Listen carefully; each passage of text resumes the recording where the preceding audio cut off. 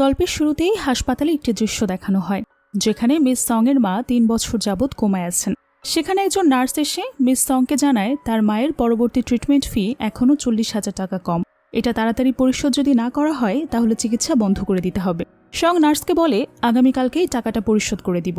Nurse সংকে বলে সে যেন তার মায়ের পছন্দের জিনিস সম্পর্কে তার সাথে আরও বেশি করে কথা বলার চেষ্টা করে, এতে তার জ্ঞান ফেরার সম্ভাবনা আরও বাড়তে পারে। সং নার্সের কথায় সম্মতি জানিয়ে নিজের কাজের জায়গায় ফিরে যায়। পরে সিন শিফট হয়। পরের সিনে দেখা যায় জো তার বন্ধুর সাথে বসে ড্রিঙ্ক করছিল। জো ছিল দেশের একজন বিত্তশালী ব্যবসায়ী। জো এর বন্ধু তাকে বলে তার মতো একজন ধনবান ব্যক্তি হঠাৎ করে ক্লাস রিইউনিয়নের জন্য ফিরে এসেছে কেন, কারণ সেই ধরনের চক্রান্তমূলক সামাজিক অনুষ্ঠানগুলো পছন্দ করে না। জো তখন বলে এটা সত্যি খুবই ডিস্টার্বিং, কিন্তু এমন একজন আছে যাকে সে উপেক্ষা করতে পারে না। ক্লাস রিইউনিয়নের জন্য যে রেস্টুরেন্টে সকলে একত্রিত হয়েছিল, সং সেখানে ওয়েটার্সের জব করত। অনুষ্ঠানের জন্য সং একটি কেক নিয়ে আসে, কিন্তু সঙ্গের পোশাকের কারণে প্রথমে কেউ তাকে চিনতে পারে না। তারা নিজেদের মধ্যে জো এবং শাওলিংকে নিয়ে বিভিন্ন ধরনের কথা বলছে। তাদের আলোচনার বিষয় ছিল শা পরিবারের বড় মেয়ে শাওলিং আর জো এর এঙ্গেজমেন্ট এবং তাদের বিয়ে সম্পর্কে। তাদের মধ্যে একজন সং সম্পর্কে বলে ইওয়ান নামের একটি ছেলে। সং এখন কি করছে তা আমরা কেউই জানি না। সঙ্গের চেয়ে আমার গার্লফ্রেন্ড অনেক বেশি ধনী। সং যদি নগ্ন হয়ে আমার সামনে এসে দাঁড়ায়, আমি ওর দিকে সেকেন্ডবার ফিরেও তাকাবো না। পাশে টেবিলে দাঁড়িয়ে থাকা সং তাদের কথা শুনে মনে মনে বলে কুৎসিত মানুষের কুৎসিত চিন্তা। সং সেখান থেকে দ্রুত বের হওয়ার সময় একটি ছেলের সাথে ধাক্কা লাগে আর ছেলেটির গায়ে ওয়াইন পড়ে যায়। ছেলেটি তার উপর প্রচণ্ড চিৎকার করা শুরু করে এবং তার মাথা থেকে ক্যাপ খুলে ফেলে দেয়। তখন উপস্থিত সকলেই সংকে দেখে অনেক বেশি অবাক হয়ে যায়। সকলে একসাথে বলে ওঠে সং সং পরিবারের বড় মেয়ে, ওর এই অবস্থা কিভাবে হলো? তাহলে এটা সত্যি যে সং পরিবার দেউলিয়া হয়ে গেছে। ইওয়ান বিদ্রুপ করে বলে বাহ, সংসি ভাবতেই অবাক লাগে, তুমি এতটা নিচে নেমে গেছো যে এখন একজন ওয়েট্রেসের জব করছো। সে আরো বলে তুমি কি আমাকে মনে রেখেছো? কলেজে আমি 4 বছর ধরে তোমার পিছে পিছে ঘুরেছি, তখন খুব ভাব দেখিয়ে চলতে, আর এখন দেউলিয়া হয়ে গেছো, সেজন্য কি ভদ্রভাবে আচরণ করতে শিখে গেছো?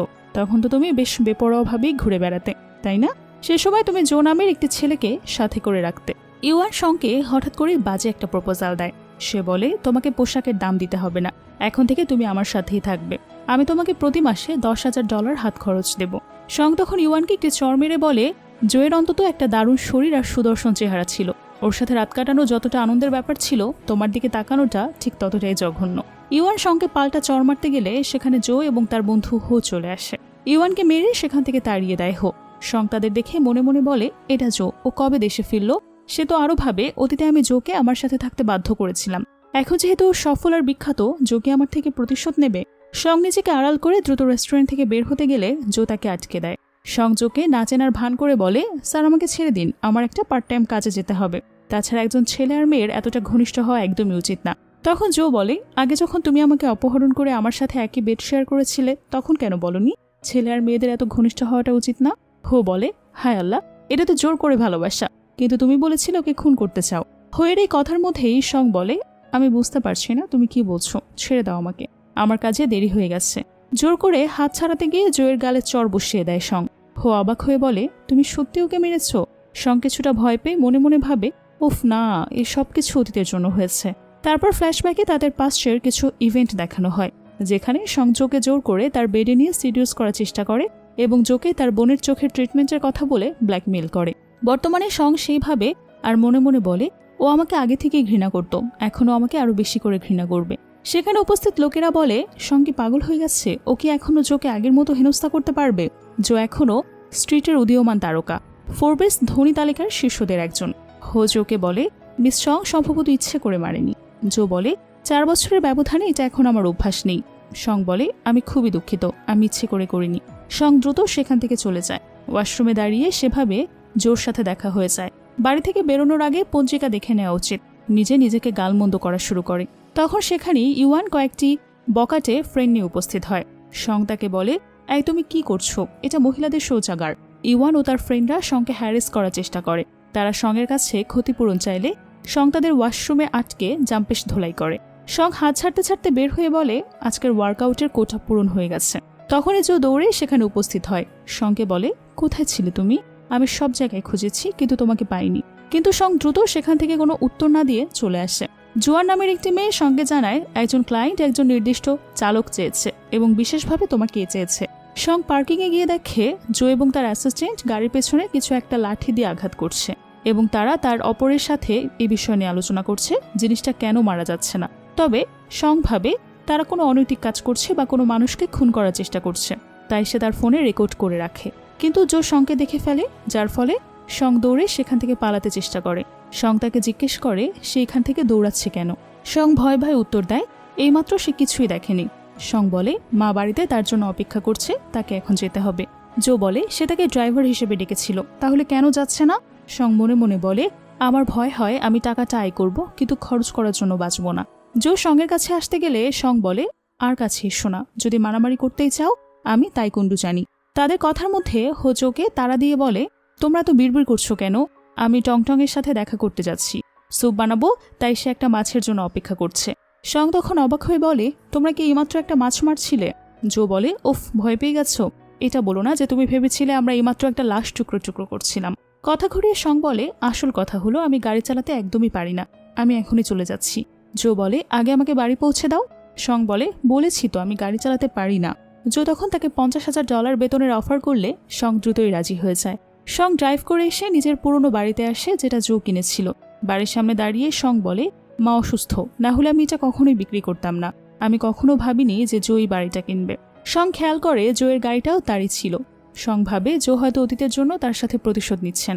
সং মনে মনে বলে এগুলোর কি সত্যি কোনো দরকার ছিল, আমি তো শুধু ওর ইচ্ছার বিরুদ্ধে ওর অ্যাপসে হাত দিয়েছি আর ওকে চুমু খেয়েছি, আমাকে অপমান করার জন্য আমার জিনিসপত্র কিনে নেওয়াটাই কি সত্যি জরুরি ছিল।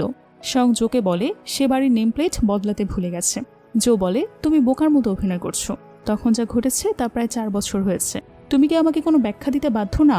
অতীতে দেখানো হয় সং আর জো একই বেডে শুয়েছিল, তখনই সঙের ফোনে একটি কল আসে, তাকে জানানো হয় তাদের কোম্পানি দেউলিয়া হয়ে গেছে আর তার মাকে গাড়ি দুর্ঘটনায় হাসপাতালে ভর্তি করা হয়েছে, পাওনাদাররা তোমার কাছে আসছে, তোমার দ্রুত পালানো দরকার। জো ঘুম থেকে উঠে সংকে বলে তুমি জেগে গেছো সিং, আমি গতরাতে সতর্কতা অবলম্বন করেছি, আমি তোমার দায়িত্ব নেব। সং তখন নিরুপায় হয়ে বলে তোমার কৌশলটা জঘন্য ছিল, চলো সম্পর্কটা ভেঙে দিই। জো অবাক হয়ে বলে কি বললে। সং জোয়ের হাতে একটা কার্ড দিয়ে তাকে বাড়ি থেকে বের করে দিতে চায় আর বলে আমি তোমাকে আর কখনো দেখতে চাই না। বর্তমানে জো সঙ্গে জোরপূর্বক নিজের রুমে নিয়ে আসে। সং বলে জো তুমি আমার কাছে আর এক পা বাড়ালে আমি পুলিশকে ডাকবো। জো সঙ্গের কথায় পাত্তা না দিয়ে সরাসরি বলে 4 বছর আগে কি হয়েছিল তা ব্যাখ্যা করার জন্য তোমার কাছে 3 সেকেন্ড সময় আছে, আমাকে একটা উত্তর দাও। সং না বুঝার ভান করলে জো বলে 4 বছর আগে তুমি আমার সাথে সম্পর্ক কেন ভেঙেছিলে। সং তখন উত্তর দেয় আসলে আমার একঘেয়ে লাগছিল, কিন্তু যদি আমি তখন জানতাম যে তুমি হার মানবে না তাহলে তোমার সাথে জড়াতাম না, আমার থেকে দূরে থাকো এখন। জো সঙ্গের কাছে আসতে গেলে সং বলে তুমি কি পাগল হয়ে গেছো, তুমি কি করছো। জো বলে আমি তোমাকে চাই। সঙ্গে জো একটি কার্ড দিয়ে বলে তোমার মায়ের হাসপাতালের বিল অনেক বেশি, তাই না, এক রাতের জন্য আমার সাথে ঘুমালে এই কার্ডটি তোমার। জো বলে টাকা চাও নাকি চলে যেতে চাও, সিদ্ধান্ত তোমার। সং ভাবে কেউ কে সব বাজে বাজে জিনিস শিখিয়েছে। পরবর্তীতে তার পাস্টের কিছু কথা মনে পড়ে যায়। 4 বছর আগে সং জোয়ের বোনের ট্রিটমেন্টের কথা বলে ঠিক এইভাবেই টাকার লোভ দেখিয়ে রাত কাটাতে চেয়েছিল। তাই সং নিজেকে বলে আমার মনে হয় তাকে এগুলো আমিই শিখিয়েছি, তার মানে সেটা নিশ্চিতভাবেই প্রতিশোধ নিচ্ছে। জো ফ্রেশ হতে গেলে সং কার্ড তুলে নিয়ে নিজেকে বোঝায় যদি জোয়ের হাতে পড়ি এবার বাঁচব না। সং কার্ড নিয়ে দ্রুত সেখান থেকে পালিয়ে যেতে চাইলে সে দেখে দরজা বাইরে থেকে লক করা। তখনই সেখানে জো উপস্থিত হয় আর সংকে বলে বেবি আমি তো আগেই বলেছি আমাদের কোনো ফিউচার নেই, চলো এখানেই সবকিছু শেষ করি, কারণ পরের বার দেখা হলে আমি তোমাকে অবশ্যই মেরে ফেলবো, তবে সেটা বিছানায় হবে। পরের দিন সকালে সং ঘুম থেকে উঠে রাতের কথা মনে করতে থাকে। জো যখন সঙের কাছে আসে তখন জোয়ের টাই দিয়ে তার হাত শক্ত করে বেঁধে নেয়। জো বলে সেদিন তুমি আমাকে কুকুরের মতো কামড়েছ আর বলেছ এটা মার্কিং।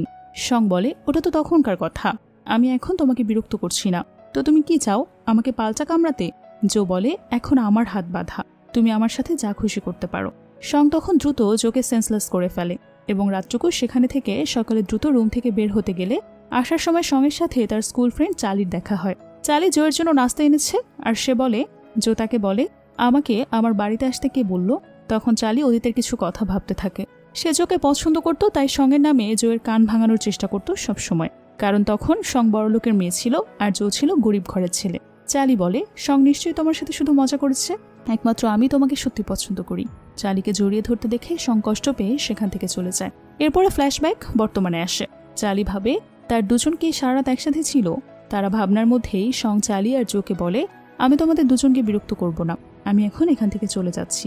সং চলে গেলে জো তার সহকারী জিনকে ফোন দিয়ে বলে তুমি যদি চালিকে পরের বার আবারও ঢুকতে দাও তাহলে তোমার চাকরি চলে যাবে। ফোন কেটে জো চালিকে বলে, এক্ষুনি আমার বাড়ি থেকে বের হয়ে যাও।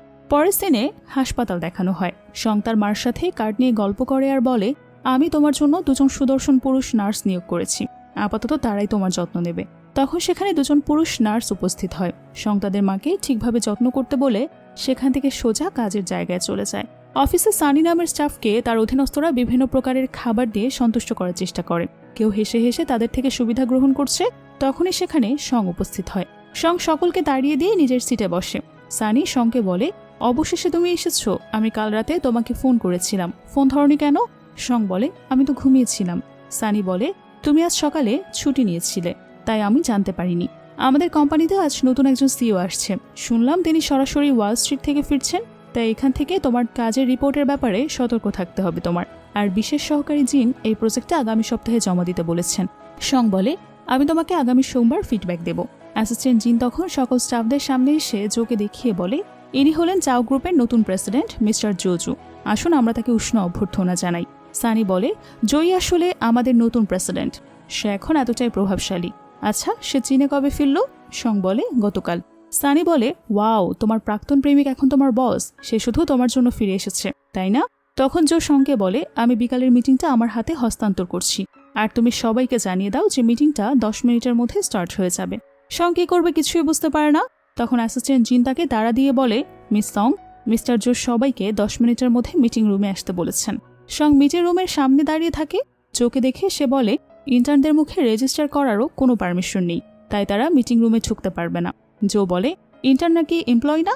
অ্যাসিস্ট্যান্ট জিন বলে, মিস্টার জো, এটা কোম্পানির সিস্টেম, ইন্টার্নদের যখন তখন মিটিং রুমে ঢোকার কোনো পারমিশন নেই। আমরা সবাই একই সিচুয়েশনের মধ্য দিয়ে যাচ্ছি। জো বলে, এখন থেকে সব মিটিং রুমে আর ফেসিয়াল রিকগনিশন ব্যবহার করা হবে না। তারপর মিটিং শেষে যে যার কাজে লেগে পড়ে। সানি সংকে বলে, আমি অনেকদিন ধরে এই প্রবেশ নিয়ন্ত্রণ ব্যবস্থাটা ঘৃণা করি। সং, আমি শুনেছি মিস্টার জো নাকি তোমার জন্য সব প্রবেশ নিয়ন্ত্রণ ব্যবস্থা সরিয়ে দিয়েছে। সং ভাবে জো হয়তো তার জন্য আরো বড় কোনো পরিকল্পনা করছে, এখন হয়তো আমার চাকরিটা ছেড়ে দেওয়াই উচিত। সং সানিকে বলে, চিনিয়ার ফেরি এসেছে, জো এরা সিসিটিভি ফুটেজে দেখে জেনে যায়।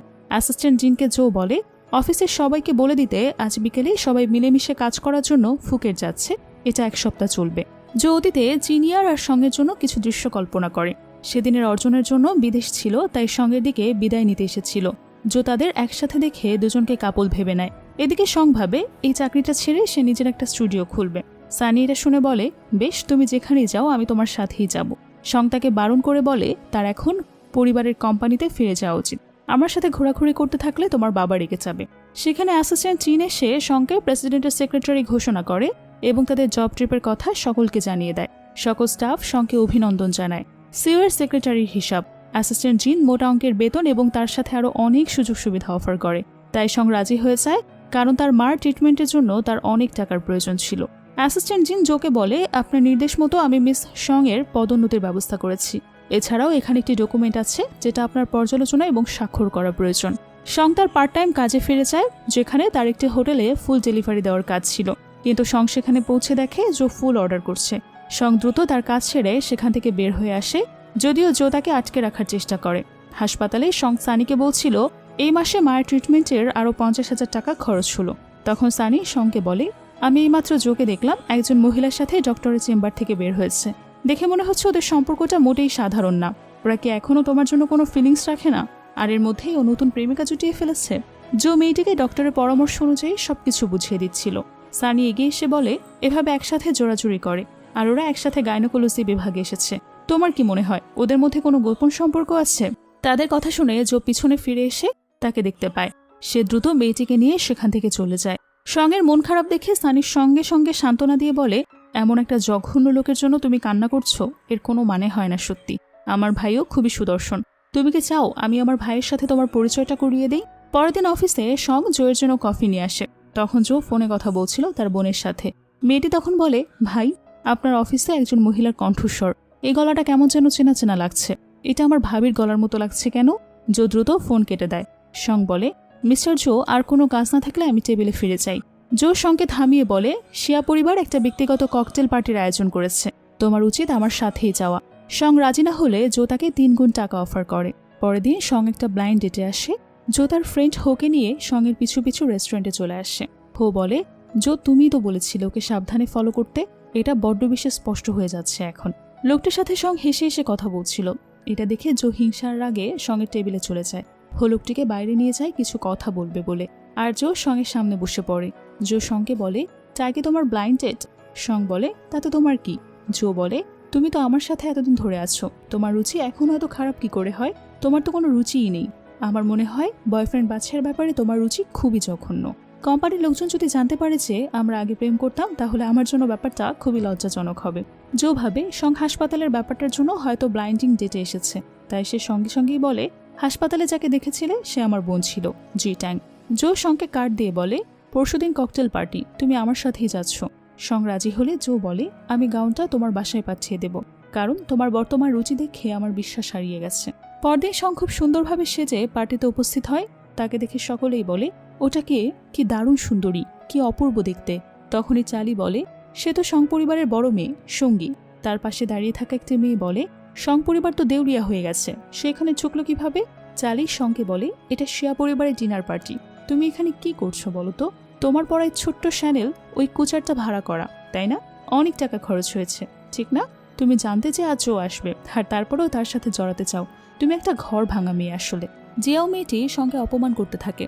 তাকে বেরিয়ে যেতে বললে চালি জিয়াওকে থামিয়ে বলে, অতিথি তো অতিথি, তাছাড়া সং তুমি অনেক বছর হলো এরকম অকেশনে আসোনি, তাই আজ এখান থেকে একটু মজা করে যাও, পুরোনো মেমোরি কিছু মনে করার চেষ্টা করো। সঙ্গে চালি খুব সূক্ষ্মভাবে ইনসাল্ট করে, আর চলে যাওয়ার কথা বললে তখন সেখানে জো এসে বলে, তুমি আমার সাথে আমাকে না নিয়ে কোথায় যাচ্ছ? তখন সং বলে, রেস্টুরেন্টে জোয়ের বলা কথা আর অফার। জো সঙ্গে এই পার্টি নষ্ট করার পরিকল্পনায় জি নিয়ে এসছে।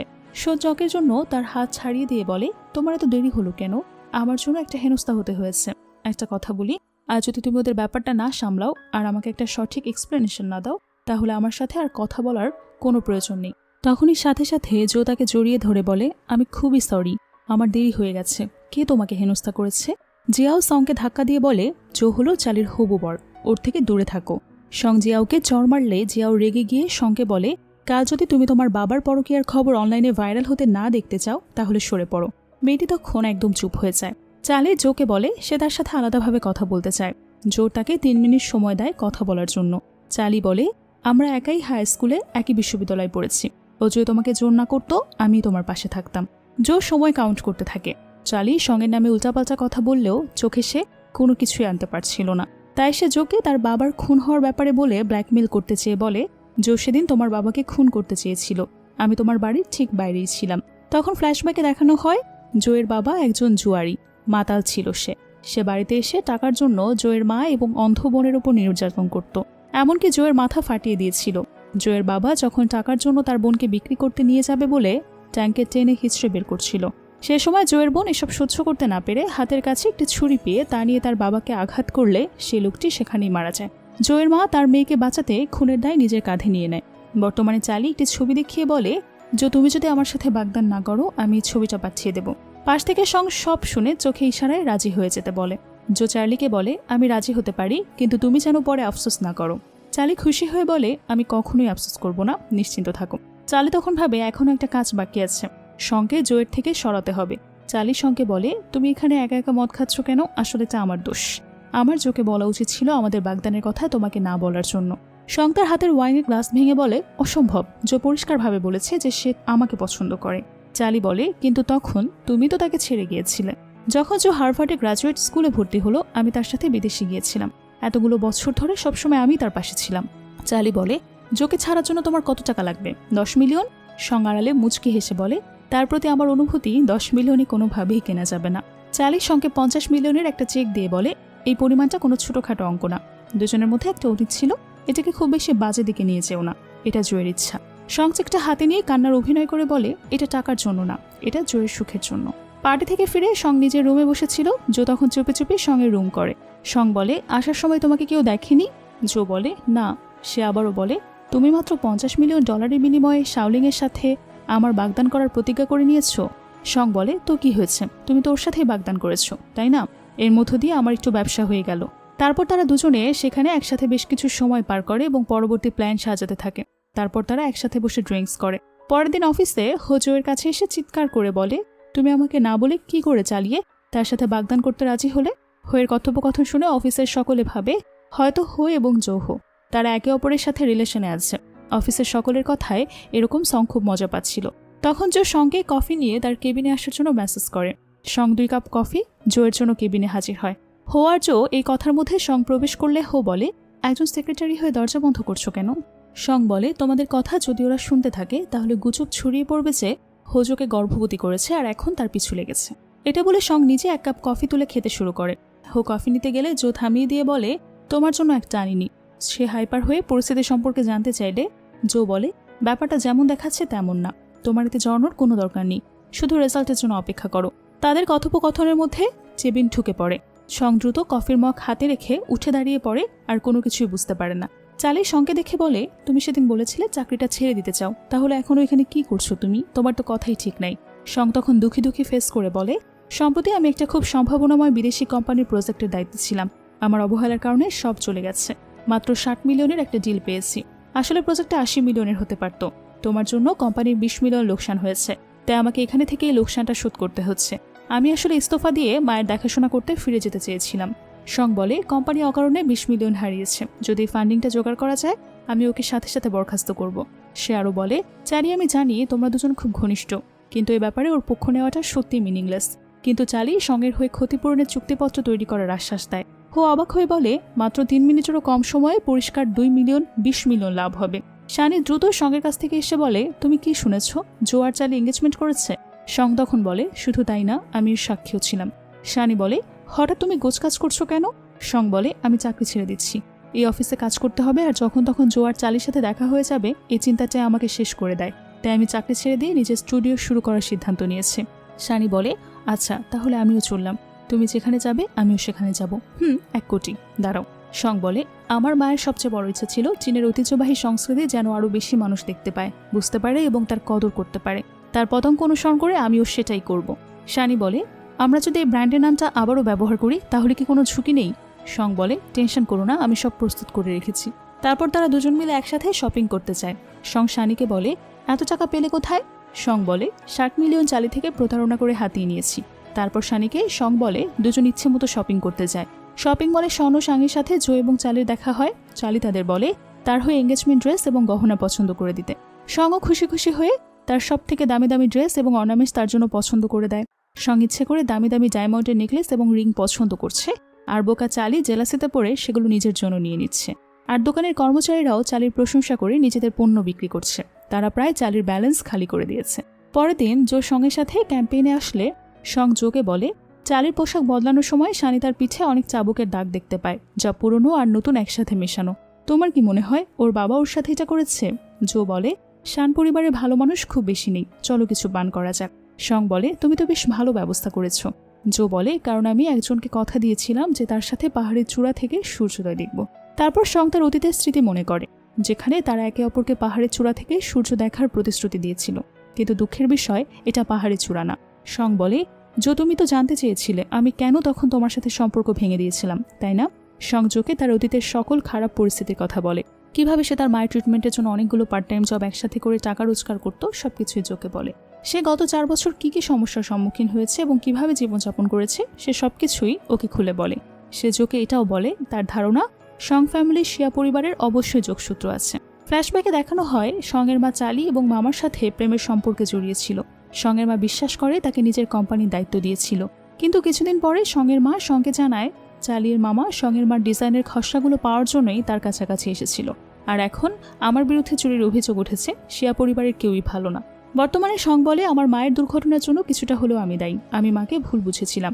চালি আমাকে প্রচারণা করেছিল বলেই আমি পরোক্ষভাবে আমার মাকে কষ্ট দেওয়ার সহযোগী হয়ে উঠেছি। তখন কোম্পানির শেয়ারের দাম পড়ে গিয়েছিল আর আমার মা গাড়ি দুর্ঘটনার শিকার হয়েছিল। ভেবেছিলাম আমার 20 দশকটা পাহাড় সমুদ্র দেখা আর সূর্যাস্তের আভা উপভোগ করার মধ্য দিয়েই কাটবে, কিন্তু বাস্তবটা হলো অন্যরকম। আমি এখনও প্রাপ্তবয়স্ক হওয়ার জন্য রেডি না, কিন্তু আমার লুকানোর কোনো জায়গা নেই। জো বলে, তুমি এর মধ্যে অনেক ভালো কিছু করে ফেলেছ। যদি তোমার সত্যি যাওয়ার কোনো জায়গা না থাকে তাহলে তুমি আমার কাছে ফিরে আসতে পারো। যতদিনই লাগুক না কেন আমি তোমার জন্য অপেক্ষা করব। সং বলে, তোমাকে আমার জন্য দুঃখ করতে হবে না। আমাদের একসাথে কাটানো ওই 2 বছরে আমি তোমাকে ভয় দেখাতে ও ফাঁদে ফেলতে টাংটাংকে ব্যবহার করেছিলাম। জো সঙ্গে বাধা দিয়ে বলে, না, তোমার দ্বারা ফাঁদে পড়াটা আমার সিদ্ধান্ত ছিল। তোমার কোনো ধারণা নেই, তুমি যখন বলেছিলে যে তুমি আমাকে পছন্দ করো, আমি আনন্দে আত্মহারা হয়ে গিয়েছিলাম। যদিও তুমি আমাকে পছন্দ নাও করতে পারতে, আমার তোমাকে পছন্দ করাটাই যথেষ্ট ছিল। সং বলে, ভেবেছিলাম তুমি আমাকে পছন্দ করো না, এমনকি ভেবেছিলাম তুমি আমাকে ঘৃণা করো। জো বলে, আমি তোমাকে ঘৃণা করব কি করে? কলেজে পড়ার সময় যখন আমার মা জেলে যায়, তোমার সাথে দেখা না হলে ট্যাংট্যাংয়ের একা যত্ন নেওয়াটা আমার জন্য খুব টাফ হয়ে যেত। তাই তোমার সাথে দেখা হওয়ায় আমি খুবই গ্রেটফুল। যদি আমার অস্তিত্বের এখনও তোমার কাছে কোনো মানে না থাকে, তাহলে আমার কোনো আফসোস নেই। সং বলে, তাহলে আমি কি তোমার কাছে ফিরে আসতে পারি? জো বলে, কখনো ভেবেছিলে যে প্রত্যাখ্যাত হবে? এভাবে দুজনে একে অপরের কথা শেয়ার করার মাধ্যমে দুজনে আবারও একে অপরের কাছে চলে আসে এবং গত 4 বছর ধরে তাদের ভুল বোঝাবুঝির সমাপ্তি ঘটে। এরপরে সিন শিফট হয়। দেখা যায় জো অফিসে হোয়ের সাথে কথা বলছে সঙের বিষয় নিয়ে। জো 4 বছর পরেও সঙের সাথে আশানুরূপ উত্তর পেয়ে খুবই খুশি ছিল। জো বলে, আমার আর সঙের মধ্যে যদি 100 পদক্ষেপের দূরত্বও থাকে, আমি নিজেই সব পদক্ষেপ নেব। হো বলে, সঙ্গে তোমাকে শুধু ঝুলিয়ে রেখেছে? জো বলে, সে আমাকে ভালোবাসে, তাই সে আমার কাছে কখনোই মিথ্যা বলবে না। তাছাড়া তার এই কঠোর পরিশ্রম আমার ভবিষ্যতের জন্যই। হো বলে, কিন্তু আজ সঙ্গের স্টুডিও খুলেছে, চিয়েনও সেখানে ছিল। সং আর শানি দুজন মিলে কোম্পানি উদ্বোধন করে এবং চিনিও সেখানে অভিনন্দন জানায়। সং সকলের উদ্দেশ্যে বলে, আর মাত্র 1 মাস পরেই ব্যালন ফ্যাশন উইক, চলো আমরা সবাই আমাদের সেরাটা দিই। অন্যদিকে চালিকে তার বাবা অনেক মারধর করে, কারণ সে জোকে নিজের কাছে ধরে রাখতে পারেনি। চালিকে তার বাবা বলে, তুমি আমাদের সাথে মিথ্যা বলেছ। চালি বলে, তুমি আমাকে যা যা করতে বলেছিলে আমি তার সবই করেছি। চালির বাবা বলে, আর মাত্র 1 মাস পরেই ব্যালন ফ্যাশন উইক ডিজাইন প্রতিযোগিতা। তুমি আর তোমার দ্বিতীয় চাচা যদি চ্যাম্পিয়নশিপ জিতে জো পরিবারে বিয়ে করতে পারো, তাহলে শিয়া পরিবারকে দেউলিয়া হওয়ার হুমকির মুখে পড়তে হবে না। পরবর্তীতে আমরা জানতে পারি চালিকে তার বাবা সবসময় নির্যাতন করত এবং নিজের লাভের জন্যই ইউজ করত। কোম্পানির উদ্বোধন এবং চিনিয়ার ফিরে আসা আনন্দের সকলে গেট টুগেদার পার্টি করে। তারা সঙ্গে বলে, তুমি অনেক বছর উধাও ছিলে, যখন তুমি ফিরে এসেছো তখনই চিনিয়ানও ফিরে এসেছে। সং বলে, সবাই জানে চিনিয়ান ভাইয়া আমাকে ছোটবেলা থেকে খুব প্রশ্রয় দিয়েছে। সকলে বলে, সে কি আসলে ভাই নাকি বয়ফ্রেন্ডের ভাই? সং বলে, এভাবে ঠাট্টা করো না। চিনিয়ান বলে, সং আর আমি ছোটবেলা থেকে প্রতিবেশী, আর আমি ওর চেয়ে বড়, ও আমার বোনের মতো। তারা পার্টি শেষ করে যখন নিচে নামে, সং বলে, চিনিয়ান তোমার উচিত শানিকে বাড়ি পৌঁছে দেওয়া, ও একা ফিরলে আমার ভালো লাগবে না। শানি বলে, তুমিও তো একা। চিনিয়ান বলে, আমি তোমাদের দুজনকে যাওয়ার পথে নামিয়ে দিতে পারি। শানি বলে, দরকার নেই, আমি একজন নির্দিষ্ট চালককে ফোন করে নিচ্ছি। সং তখন মনে মনে ভাবে, এরা দুজনের একজন কথা বলছে না আর অন্যজন খুবই লাজুক, এদের কিভাবে কি হবে। হঠাৎ তার মনে আরেকটি চিন্তা আসলো। সেভাবে শানি হয়তো মনে করে চিনিয়ান সঙ্গে পছন্দ করে। তখন সেখানে জো এসে উপস্থিত হয়। জো সঙ্গে পৌঁছে দিতে চাইলে চিনিয়ান সঙ্গে জোয়ের সাথে যেতে দেবে না। তাই সে বলে, আমার বোন তোমার চিন্তার বিষয় না। দুজনের মধ্যে কথা কাটাকাটি শুরু হলে সং দ্রুত বিষয়টাকে সামলে নেয় এবং চিনিয়ানকে বলে শানিকে পৌঁছে দিতে। জো জেলাস ফিল করছিল চিনিয়ানকে নিয়ে, কিন্তু স্পষ্ট করে কিছুই বলে না। সঙ্গে বলে, আগে তোমাকে বাড়ি পৌঁছে দিই। সং ভাবে, আমাকে ব্যাখ্যা করতে না দিলে তুমি নিজেই নিজেকে খুঁজে বের করো। চিনিয়ান শানিকে পছন্দ করে, তাই না? সং তার মায়ের কাছে প্রতিজ্ঞা করে, প্রতি 3 বছর পর পর যে ফ্যাশন উইক প্রতিযোগিতা হয় তা শুরু হতে চলেছে। এবার আমি তাদের বুঝিয়ে দেব যে তখনকার আসল নকলবাজ কে ছিল। তোমার বিচার, আমি তোমার জন্য এর প্রতিশোধ নিব। সঙ্গে শানি জানায় শিয়া পরিবার এই প্রতিযোগিতায় অংশ নিচ্ছে এবং তারাও অমৃত সংস্কৃতির ঐতিহ্যের দিকটাই তুলে ধরছে। আমার এক বান্ধবী শিয়া কোম্পানিতে কাজ করে। সে বলল, এবারের কম্পিটিশনের জন্য শিয়া পরিবারের প্রধান ডিজাইনার হলেন চালি এবং তার দ্বিতীয় চাচা জাফাং। সং বলে, তোমার কি মনে হয় তোমার সেরা বন্ধু ওদের মতো লোকের কাছে হেরে যাবে? তাছাড়া আমার কাছে এখনো আমার গোপন অস্ত্র আছে। কথা পাল্টে সং শানিকে বলে, গতকাল চিনিয়ান ভাই তোমাকে বাড়ি পৌঁছে দিয়েছিল, কিছু হয়নি? শানি বলে, কি বা হতে পারে, তার তো ইতিমধ্যে পছন্দের কেউ আছে। সং বলে, সে তোমাকে বলেনি, সে তোমাকে পছন্দ করে বোকা। সে তোমার জন্য যে উপহারটা রেখেছিল তুমি সেটা খোলোনি। শানি বলে, ওটা শুধু একটা পুতুল ছিল। সং বলে, তুমি ফিরে গিয়ে পুতুলটা ভালো করে দেখো, এখন আমি একটা জরুরি কাজ সারতে যাচ্ছি। জো সঙ্গের জন্য এক্সক্লুসিভ ট্রেডিশনাল কাপড়ের ব্যবস্থা করে। কম্পিটিশনে যে চালি সাংকে বলে, তুমি কি প্রদর্শনী দেখতে এসেছ? সং শিয়া চাচাকে দেখিয়ে বলে, শিয়া চাচার স্মৃতিশক্তি খুবই কম। 4 বছর আগে তুমি আমাকে বলেছিলে যে তুমি আর আমার মা একে অপরকে সত্যিই ভালোবাসতে। কি করে তুমি আমার কথা পুরোপুরি ভুলে গেলে? চাচা বলে, ওফ, তুমি সেই সংশী, তোমার মা আজকাল কেমন আছে? সং বলে, আমার মায়ের কথা তোলার সাহস তোমার কি করে হয়? মনে হচ্ছে এই সাং পরিবারের এই মোটা চামড়াটা সত্যিই বংশগত। আফসোস, কম্পিটিশনগুলো কোনো নোংরা কৌশল আর নির্লজ্জতা দিয়ে যেতে চায় না। শাহ পরিবারের গৌরবের দিন এবার শেষ হতে চলেছে। তখন একজন স্টাফ এসে সঙ্গে বলে, বস, কিছু একটা গন্ডগোল হয়েছে। আমরা যে মডেলদের বুক করেছিলাম তাদের মধ্যে কয়েকজনের সাথে হঠাৎ করে যোগাযোগ করা যাচ্ছে না। আমি খুবই সরি বস, এটা আমারই ভুল ছিল। সং বলে, কেউ যদি নোংরা খেলা খেলতে চায় তাকে আটকানো যায় না। চিন্তা করো না, আমি এটা আজ করতে পেরেছিলাম, আমার একটা বিকল্প পরিকল্পনা অবশ্যই আছে। কম্পিটিশন শুরু হয় দ্বিতীয় চাচা শাহ এর মডেলরা তখন মঞ্চে উপস্থিত হয়। দর্শকরা খুবই উৎসাহ করে মডেলদের চেহারা দেখতে থাকে। উপস্থিত জনজর মার্ক করতে থাকে। বিচারকদের মার্ক দেওয়া শেষ হলে মঞ্চে সঙ্গের মডেলেরা উপস্থিত হয়। তাদের ট্রেডিশনাল পোশাক দেখে সকলে মুগ্ধ হয়ে তাকিয়ে থাকে এবং অনেক বেশি প্রশংসা করতে থাকে। উপস্থাপক যখন তাদের মার্কিং করতে বলে তখন একজন বাদে বাকি সকলেই অনেক বেশি বেশি মার্ক দেয়। উপস্থাপক তখন বলে, আমি জনাব জিয়াংকে জিজ্ঞাসা করতে চাই, আপনি কেন মাত্র 5 পয়েন্ট দিলেন? বিচারক বলে, আমি যতদূর জানি ডিজাইন চুরির কারণে 4 বছর আগে কোম্পানিটি বন্ধ করে দেওয়া হয়েছিল। তখন উপস্থিত সকলের মধ্যেই হইচই শুরু হয়ে যায়। সঙ্গে কোণঠাসা করার জন্য বিচারক এবং উপস্থিত সকলেই চালি এবং চাচা শাহের প্ররোচনায় পা দেয়।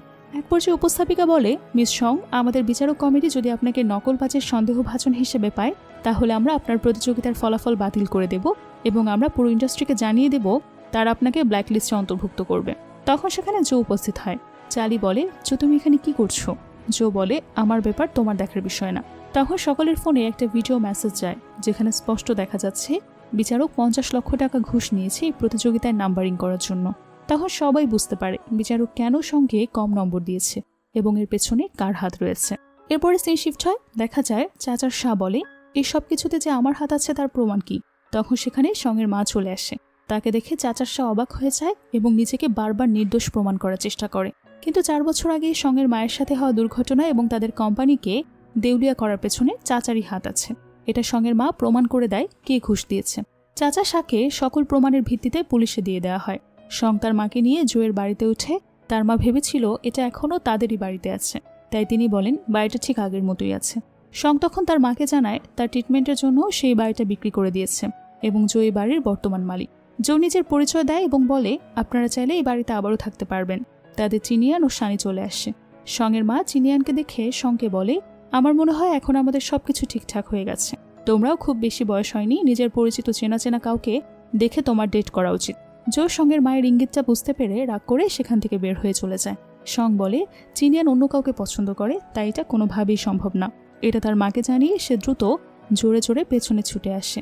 সং জোকে বলে, তুমি মায়ের কথাই কিছু মনে করো না, মার শরীর এখন অনেক দুর্বল, সে তার অসুস্থতা থেকেই এমন কিছু বলেছে। জো বলে, তোমার মা তো ঠিকই বলেছে, তুমি আর চিনিয়ান একসাথে বড় হয়েছ, একই রকম এনভায়রনমেন্ট থেকে আসা ছোটবেলার প্রেমিক প্রেমিকা, তোমাদের দুজনের জুটিটা সত্যিই সেরা। সং তখন বলে, তুমি এসব কথা বলে কি বোঝাতে চাচ্ছ এখন? জো বলে, আমি দুঃখিত, সেদিন রাতে আবেগের বশে কাজটা করে ফেলেছিলাম। আমাকে বেছে নিতে বলাটা আমার উচিত হয়নি, এটা আমার দায়িত্বজ্ঞানহীনতার কাজ ছিল। তোমার এমন কাউকে বিয়ে করা উচিত যাকে তুমি ভালোভাবে চেনো।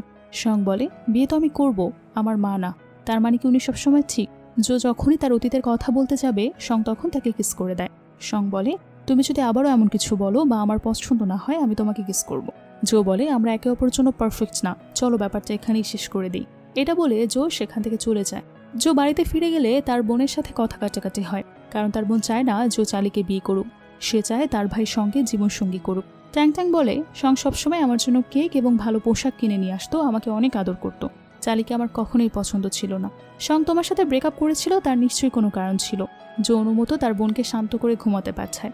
অন্যদিকে চালিকে তার বাবা প্রচুর মারধর করে, কারণ সে এবারও সঙ্গের কাছে হেরে যায়। চালি তার বাবাকে বলে, তুমি কি আর একটু নরম হতে পারো? চালির মা বলে, শিয়া পরিবারের ব্যবসাতে ইতিমধ্যেই ক্ষতিগ্রস্ত হয়েছে, তাকে আঘাত করে কি লাভ হবে? চালি বলে, এবার আমার বিনিময়ে কি চাও? তার বাবা বলে, ওয়ান গ্রুপের মিস্টার ওয়াং তোমাকে পছন্দ করেছে, তুমি যদি তার সাথে চাও তিনি আমাদের $100 মিলিয়ন একটি প্রকল্প দিতে পারেন। চালি বলে, তুমি চাও আমি 50 ঊর্ধ্ব একজন লোকের রক্ষিতা হই? বাবা বলে, রক্ষিতা কেন হবে? মিস্টার ওয়াং কথা দিয়েছেন যে 1 মাসের মধ্যে তিনি তার স্ত্রীকে ডিভোর্স দেবেন, ডিভোর্স হয়ে গেলেই তিনি তোমাকে বিয়ে করবেন। চালি বলে, এই ওয়াং লোকটা নিজেই একজন অর্থলোভী, আর তুমি সত্যি তার তালাকের কথা বিশ্বাস করো? চালির বাবা বলে, আগামী কয়েকদিনে তুমি বাড়িতে থেকে ভালোভাবে বিশ্রাম নাও, 5 দিন পর তুমি মিস্টার ওয়াং এর সাথে রাতে খাবার খেতে যাবে। সঙ্গের মার জন্মদিনে যে উপহার নিয়ে আসলে চিনিয়ান বলে, এটার সত্যি কোনো প্রয়োজন নেই। শানি চিনিয়ানকে বলে, জোর প্রতি আমার শত্রুভাবাপন্ন হওয়ার কি দরকার? 4 বছর আগে সঙ্গকে প্রথম ছেড়ে যায়, জো সঙ্গের কোনো ক্ষতি করেনি। শানির কথা শুনে মিয়ান তার ভুল বুঝতে পারে, তারা জোকে বসতে বলে। শানি চিনিয়ানকে বলে, পুতুলটার ভেতরে রেকর্ডিংটা আমি শুনেছি, আমিও সত্যি তোমাকে পছন্দ করি। সং তখন নিচে নেমে আসে এবং জো তাকে বলে, আমার বাচ্চাটা বড্ড সুন্দর। সং সকলকে অভিনন্দন জানায় তার মায়ের জন্মদিনের অনুষ্ঠানে প্রেজেন্ট হওয়ার জন্য। হঠাৎ একজন মেয়ের এসে জানায়, ম্যাম তো নিখোঁজ। তারা সকলেই ব্যস্ত হয়ে সঙ্গের মাকে খুঁজতে থাকে। একটু রুমে চালি জোকে ফাঁসানোর জন্য ফাঁদ পাতে, কিন্তু সময় মতো সঙ্গ এসে তাকে বাঁচিয়ে নেয়। শানি তখন ফোন করে জানায় সঙ্গের মা ছাদে অজ্ঞান হয়ে পড়েছে। তারা সকলে যখন ছাদে যায় তখন চালি একটি ছুরি নিয়ে ছাদে চলে আসে এবং সকলকে বন্দি করে ফেলে। শং বলে, চালি তুমি যখন স্কুলে ছিলে তখন তুমি আমার মায়ের ডাম্পিং খুব পছন্দ করতে। আমার মাও তোমাকে আমার মতন হলেই খুব ভালোবাসতো। তুমি এখন আমার মায়ের সাথে এমন কেন করছো? চালি বলে, আমি তোমাকে সবসময় অপছন্দ করে এসেছি। আমি এমনকি নিজেকেও অপছন্দ করি। আমি আমার মা বাবাকেও অপছন্দ করি। সবাই শুধু আমাকে সবসময় ইউজ করে গেছে নিজের স্বার্থে। শং, তুমি কোনো কিছু না থাকতেও সব পেয়েছো, আর আমি সবকিছু থাকতেও কোনো কিছু পাইনি। সবাই আমাকে তাদের স্বার্থের জন্য ব্যবহার করেছে। এভাবে সে নিজের কষ্টের কথা একে একে বলতে থাকে। শানি তখন বলে, ওর কথা শোনো না, উন্নত ট্রিটমেন্ট প্রযুক্তি দিয়ে আমরা অবশ্যই শং আন্টিকে বাঁচাতে পারবো। চালি বলে, আমি বছরের পর বছর ধরে বিষ খাচ্ছি, এর কোনো প্রতিকার নেই। শংশি, তুমি কি জানো আমি কেন তোমার সাথে বিশ্বাসঘাতকতা করেছি? কারণ আমি তোমাকে হেট করি। আমি হেট করি যে তোমার একজন এমন মা আছে যে তোমাকে ভালোবাসে। তুমি যা খুশি করতে পারো এবং সে তোমাকে সেটাই করতে দেয়। সে সবসময় তোমাকে সাপোর্ট করে। তোমার শানির মতো একজন বন্ধু আছে, এটা খুবই অপছন্দের। সে সবসময় তোমার পাশে থাকে, তোমার খেয়াল রাখে। ঘৃণা হয়েছে তুমি জুয়াকে আমার কাছ থেকে কেড়ে নিয়েছো। তখন শং বলে, তোমার এই দুর্ভাগ্য আমাদের দোষ না। শানিকে কষ্ট দেওয়ার এটা কোনো কারণ না। প্রিয়, মনে আছে তখন জো প্রথম ছিল, তুমি ছিলে দ্বিতীয়। তোমাকে সবসময় হিংসা করতাম। আমার মা সবসময় বলতো আমি বোকা, তোমার মতো ভালো না। তোমার যা আছে তা দেখে অন্যরা হিংসা করে। আমরা একসময় বন্ধু ছিলাম। আমার যা বলার ছিল সব বলে দিয়েছি। তোমার জীবনটা সত্যি খুব সহজ, তাই না? তোমার প্রেমিক আছে, পরিবার আছে, বন্ধু আছে। তুমি আমার পরিস্থিতির কিছুতেই বুঝতে পারবে না। অথচ আমাকে পাল্টা লড়াই করতে বলার সাহস তোমার কিভাবে হয় বলো তো? জো তখন তারা দিয়ে বলে, আমাদের সত্যি এখন যাওয়া উচিত। সঙ্গের মাকে নিয়ে তারা যখন বের হচ্ছে, চালি উম্মাদের মতো ব্যবহার করছিল। হুট করে সে ফ্লোর থেকে একটি ছুরি উঠিয়ে সঙ্গের দিকে এগিয়ে আসে এবং বলে, তুমি জাহান্নামে যাও। তখনই শানি সঙ্গে আড়াল করে ছুরির আঘাত নিজের বুকে নিয়ে নেয়, আর চালি নিজের গলায় ছুরি বসিয়ে দেয়। সংসানের বুকে রক্ত দেখে চিৎকার করে কান্না করে ফেলে। তখন শানি বলে, তুমি আগে সবসময় আমাকে রক্ষা করেছো, এখন তোমাকে রক্ষা করার পালা আমার। চিনিয়ান শানিকে বলে, তুমি আমার কথা ভুলে যাও, নিজের জীবনকে নতুন করে শুরু করো, এটাই হয়তো আমাদের সমাপ্তি। জো সকলকে তাড়া দিয়ে বলে, এখনই আন্টি এবং শানিকে হাসপাতালে নিতে হবে। এরপরে সিন শিফট হয়, 5 বছর পরের সিন দেখানো হয়। শানি এখনো কোমাতে আছে। তার পাশে জিনিয়াস বসে বিড়বিড় করে বলে, তুমি সত্যি হৃদয়হীন। মাত্র একটা বাক্য দিয়ে তুমি আমাকে 5 বছর অপেক্ষা করিয়েছো। তুমি বলো, আমি এতদিন ধরে তোমার জন্য অপেক্ষা করছি। যদি এখনো তুমি জেগে না ওঠো তাহলে কি আমার অনেক বড় ক্ষতি হবে না? যদি এখন আমার চুল পেকে গেছে, তুমি যদি ঘুম থেকে উঠে আমাকে এই অবস্থায় দেখো, তাহলে কি আমার প্রতি তোমার ঘৃণা জন্ম নিবে? হঠাৎ শানি জেগে ওঠে আর বলে, তুমি কি আমাকে জানলাটা বন্ধ করতে সাহায্য করবে? আমার খুব ঠান্ডা লাগছে। শানিকে সুস্থ দেখে জিনিয়ান আনন্দে আত্মহারা হয়ে তাকে জড়িয়ে ধরে বলে, তোমার জন্য আমার খুব মন খারাপ হয়েছে। তখন হাসপাতালে শং এবং জো আসে।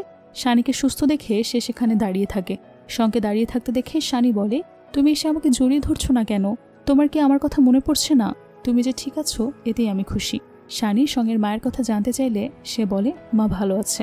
শানি চালের কথা জানতে চাইলে শং বলে, ও আত্মহত্যা করেছে। শানি বলে, ওর জন্য এটাই স্বাভাবিক, হয়তো এটা ওর জন্য এক ধরনের মুক্তি ছিল।